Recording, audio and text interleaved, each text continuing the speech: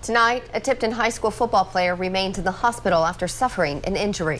For days, Chad Stover has remained in critical condition at University Hospital. Now, we're told that he suffered a severe brain injury during a game. At tonight's Fulton versus California football game, they honored Chad with a moment of silence, and the band formed the number 18, his number. Details on his exact injury are still unclear, and we here at ABC 17 News are drawing no conclusions. But whenever there is a serious injury, it does remind us of how dangerous, physically demanding sports can be. A good amount of attention has been put on head injuries on a national level. Recently, the National Football League agreed to pay $765 million to retired players who sued the league over head injuries. But medical experts tell us the risk starts at a much younger age, in teens whose brains are still developing. In this special report, ABC 17's Christy Reeder looks at plans that high schools have in place to deal with concussions to see if they go far enough. And Christy, it's not just football where concussions are happening. Football is the leading sport for concussions, but they can even happen in gym class. Here's a look at recently released data from the Missouri State High School Activities Association, or MSHA. For the 2012-2013 school year, there were more than 2,500 students statewide, male and female, held out of practices and games because of a concussion. Football, wrestling, and girls basketball were the top 3 sports in Missouri for reported head injuries. And I found out that Missouri athletes missed more than 3,000 days in the classroom because of those head injuries.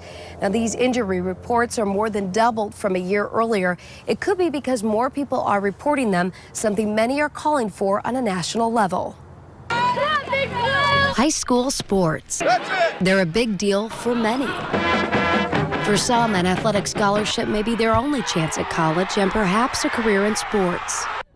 But an injury in the game could prove a game changer in life. Your injury was where? Right over there, about a 20-yard line. Jackson Nikolai is a senior at Columbia's Hickman High School. In a 1.5-year period, he suffered 3 concussions. I really was confused. I didn't know what was going on. His first concussion was in a game, followed by one in gym class, then his third in football practice. What effects are you having, after having 3 concussions in a pretty short time period? I have headaches. I forget things that usually most people wouldn't forget. After seeing a specialist, Nikolai made the decision to quit football because the risk was too great.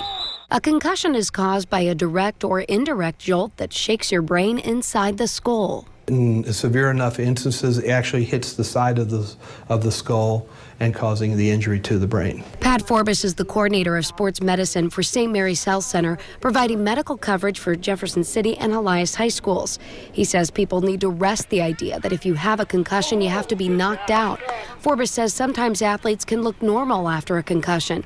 Then 2 to 3 hours later, they start showing the symptoms like dizziness, headaches, and light sensitivity.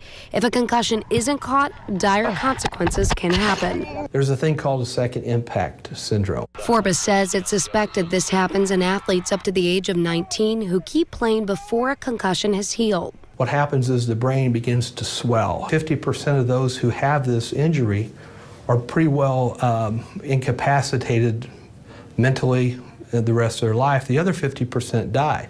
But even with this potential outcome, it's just been in the last several years that major changes to concussion protocol have happened. In 2011, a law passed in Missouri which requires a youth athlete suspected of having a brain injury be removed from competition for at least 24 hours. To come back, they have to be cleared by a healthcare provider trained in concussions. MSHA helped write that law and also has more guidelines on top of that for returning athletes to play. We do have a protocol in place which it goes over about a 7-day period of time. Steps include rest and light exercise. Once symptoms are gone, the athlete progresses back into play, which can be days or weeks. Do you have any numbness or pain going down your arms? In Jefferson City and Columbia high schools, not all but most athletes in contact sports are given a test, usually at the start of the season, to see what their normal is. After a suspected concussion, the athletes are tested again to see where they stand. I had Stephanie West, the certified athletic trainer at Hickman, run through this test with me. Part of it is just, what are your symptoms? Do you have a headache? Do you have nausea? West also tests memory and concentration. Say the months in reverse order. October, September, August. If you stand up and do some balance, you stand on one leg, but you can't hook your leg against the other one, so just pick it up. With eyes. In Jefferson City, they track data on concussions among athletes, looking for trends to get a better idea of what to focus on. While protocol may seem thorough, not all schools have this. Also, the concussion must be caught. Do you think there's ever times that maybe a student does have a concussion, but they don't catch it out there and they are allowed back into the game? All the time. And I don't want to say that facetiously or, lackadaisical, but that's why we're out here trying to do this and educate everyone. Education is key, because after calling more than a dozen schools in mid-Missouri, I found out that many athletic trainers are not in-house on a daily basis, like at practices where injuries can happen. Misha says only about 25% of the schools that are members have an athletic trainer.